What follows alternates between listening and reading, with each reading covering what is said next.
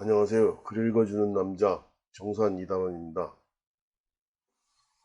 한국사회의 대간 서문인 격동과 격변이 빚은 인문학의 몰락과 파탄을 읽어드리겠습니다.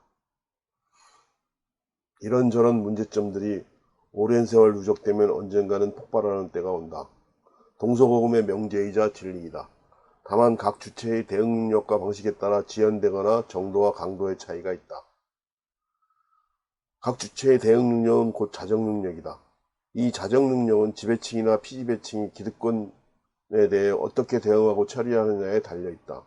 한국 역사에서 지배층의 자정 능력이 발휘된 대표적인 사례는 고려 말 기득권층을 타파하고 조선을 건국한 무인 세력과 신흥 지식인 유학 세력이다. 피지배층의 경우는 역사 속에 발생한 모든 밀란이 해당된다. 허성도 서울대 중문과 교수의 2009년 인터뷰가 이를 잘 밝혀주고 있다. 조선왕조실록을 보면 25년에 한 번씩 밀란이 일어납니다. 구호는 나의 이익이 아니고 사회의 부정부패를 규탄하는 거죠. 밀란이 일어난 뒤 국고가 쭉 불어납니다. 부패가 줄었기 때문이죠. 그 뒤 다시 밀란이 일어나는 사이클이 신기하게 돌아갑니다. 가장 비근한 예로는 보수우파 쪽에선 촛불시민중항쟁으로 2명의 전현직 대통령이 구속되었다. 진보 좌파 쪽에선 안희정 충남도지사, 조국 전 법무부 장관, 박원순 서울시장, 윤미향 사건을 통해 위선과 내로남불의 부도덕의 상징 세력으로 추락하고 말았다. 한국 사회의 지도자 선출은 역대 대통령의 사례를 볼 때 매우 심각한 상황이다. 한국 사회의 맹목적 성장과 번영의 역설적 모순이다. 최고 지도자인 대통령의 무능이란 점에서 문재인 대통령은 정점에 있다. 자신이 임명한 검찰총장과 감사원장이 임기 중에 반대 정치 세력의 대통령 후보로 나서는 사태가 그렇다. 또한 공직기강 확립의 핵심 직위인 청와대 민정수석 출신인 문 대통령이 자신이 임명한 청와대 민정수석 5명이 모두 불명예 퇴진하는 일이 벌어졌다. 그리고는 무능의 허세까지 부린다. 부동산 문제는 자신이 있다고 해놓고 역대 정권 중에 가장 집값이 폭등하도록 주거 문제를 방치하였다. 한국 사회 언론과 지식인 교수는 양대 세력의 나팔수 노릇을 하는 하수인으로 전락했다. 이들의 재질이 더욱 나쁜 점은 이들은 비난과 공격의 타켓에서 벗어나 있을 뿐만 아니라 공론과 시시비비를 호도하고 왜곡해 국민들의 눈과 귀를 가려 한국 사회의 자정 능력을 오염시키고 있는 것이다. 심지어 이를 통해 명예와 출세와 영달을 누리고 있다. 이렇듯 작금의 한국 사회는 엄청난 성장과 번영의 다른 한편으로 기득권 체제가 공고해지는 역설과 모순으로 극심한 내용을 겪고 있다. 이번 대통령 선거 과정이 이를 여실히 보여주고 있다. 해방 이래 쌓여온 문제점들이 자정 능력의 결핍에 따라 이제 본격적으로 노출되고 있는 것이다. 해방 이래 왜 이 지경까지 오게 되었는지를 밝힌 글이 있어 소개한다. 한자 한문 인문학으로 본 한국사회의 대간의 머릿말이다. 한국 사회의 실상을 잘 밝힌 외국 학자의 인터뷰 내용도 소개한다. 폴 콜리오 교수의 인터뷰 내용이다. 조선일보 2021년 12월 24일 인터뷰에서 폴 콜리오 교수는 대체 무슨 일이 있었던가, 한국 자본주의는 망가졌다고 일침했다. 콜리오 교수는 자본주의 실패는 곧 공동체 실패에서 기인한 것이라며 가족과 기업, 국가 단위 모두 공동체보단 개인적으로 중심이 쏠리며 자본주의는 고장나기 시작했다고 했다. 지적을 항목별로 보면, 첫째, 개발도상국에서 수십 년 만에 선진국으로 도약한 유일한 국가 한국이 현재는 불황에 시달리는 다른 국가처럼 악몽 같은 시기를 겪고 있다. 둘째, 짧은 기간 압축 성장을 해온 한국에서도 어김없이 병폐가 나타나고 있다. 셋째, 한국은 참 역동적이었으나 심각한 방식으로 잘못되고 있다. 너무나 비극적이다. 넷째, 사회는 서로를 위한 책임감을 갖춘 이들, 더 나은 미래를 위해 실용적으로 생각하는 이들 덕에 발전해왔다. 지금은 굉장히 개인주의적인 사회가 됐다. 더 단기적으로 또 이기적으로 생각한다. 다섯째, 기본소득은 사교적이고 상상력이 풍부하여 창의력을 가진 인간을 단순 소비자로만 정의한다는 점에서 끔찍한 정책이다. 여섯째, 팬데믹이 자본주의 실패를 완벽하게 증명하고 있다. 광적으로 개인주의적이고 이기적인 사회가 됐을 때 어떤 일이 일어나는지 보여주고 있다. 한국인의 정체성이 된 이중성과 자기모순. 한국 사회는 온통 자기모순적이다. 민주화 운동권 세력이 주축이 된 문재인 정권에 와서 정점을 찍는 것 같다. 황당한 점은 그러고도 별 문제 없다는 듯 잘 산다. 그 점에서 한민족은 위기 대응 능력이 탁월하고 그에 따라 생존력이 다른 어느 민족보다 강하다. 그런데 이는 민족사적으로나 통사적으로 너무 자기중심적으로 해석한 측면이 있다. 개별적으로 또는 당대의 삶이라는 측면에는 속으로 골마 터진 경우가 많기 때문이다. 즉 순환과 실현에 따른 민초의 희생과 고통이다. 오랜 세월 한반도 역사를 관통해온 위기 대처와 생존, 그에 상응하는 희생과 대가는 해방 후 한반도의 근대사와 현대사에서도 고스란히 재현되고 있다. 한국 사회의 그러한 이중성과 자기모순성을 정체성이라는 측면에서 밝힌 글들이 제1장의 왜 정체성인가? 한국인의 두 얼굴이다.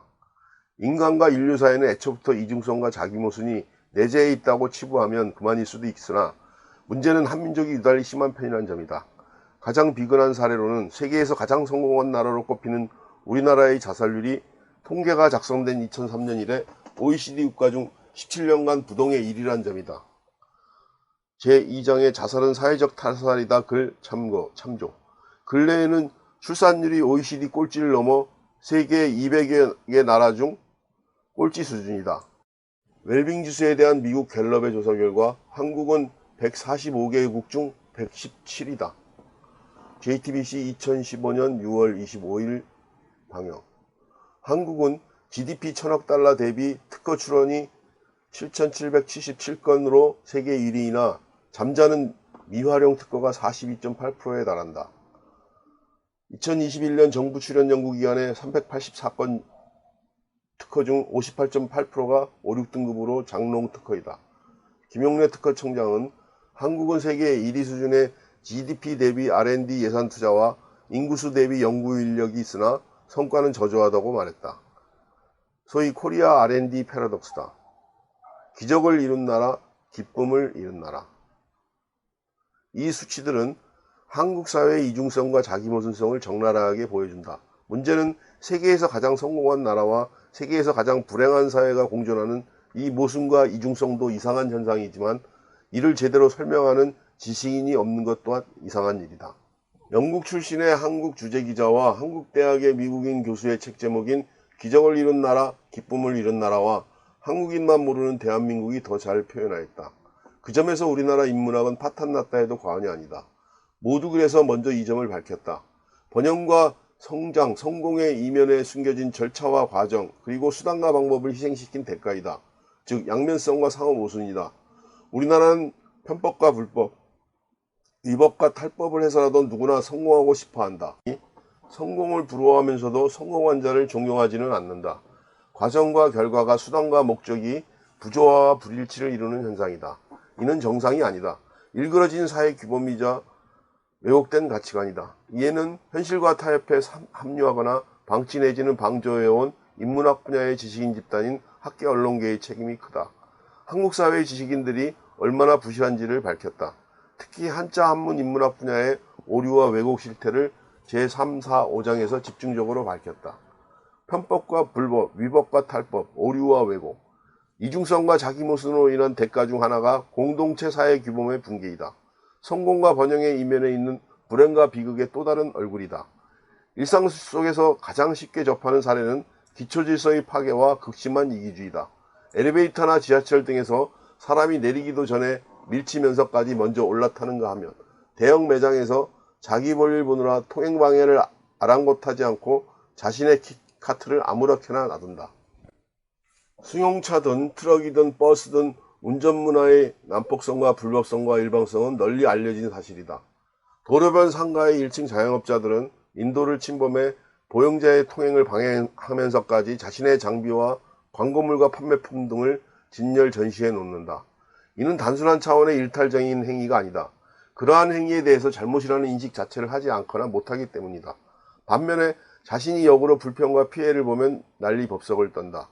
이기주의의 전형이다. 편의적 잣대이자 이중적 인식이다. 즉 내로남불이다. 문재인 정권의 고위공직자 청문회에서 그러한 사례들이 워낙 많이 벌어지다 보니 이 용어가 개념화되어 사회적 용어로 널리 쓰이게 되었으나 사실은 그러한 행태는 이미 오래전부터 한국 사회에 일반화되었다.